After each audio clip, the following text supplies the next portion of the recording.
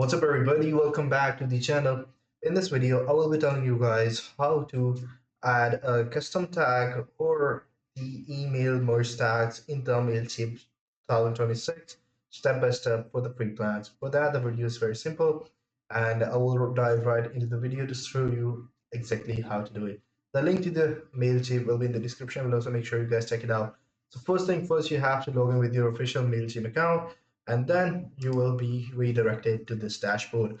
So once you're in the dashboard, go to the campaigns, go to the email templates, and you already have submitted, or you started your email campaign somehow.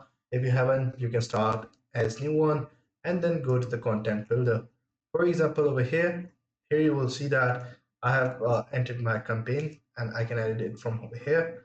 But to edit the design and the plain text, I have to click on the edit design button. Now, I'm in the edit option and I can add the text anywhere if I want to. So as you guys can see that over here, these are the tags. So there is a syntax that you need to follow in order to write any sort of tag. For example, it always starts with a hysteric, then a plain straight line, and here you can see that the syntax is already initiated.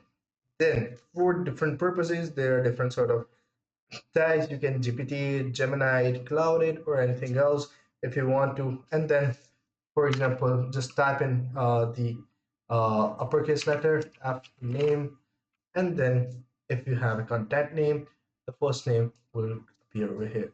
So this is how you guys can enter the custom tags or email smart tags in the email campaign. I hope you found this video helpful. Take care. Bye bye.